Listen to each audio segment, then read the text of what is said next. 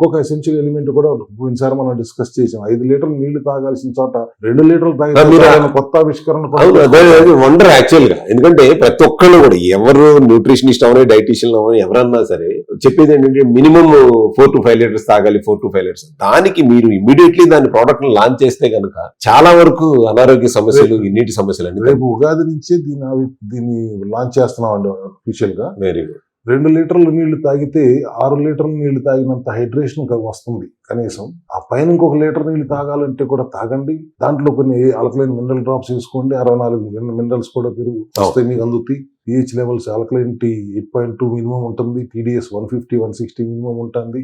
And 5 or 6 molecules cluster కింద cell గోడలకు penetrate చేసుకుంటూ లోపలికి వెళ్ళగలుగుతుంది.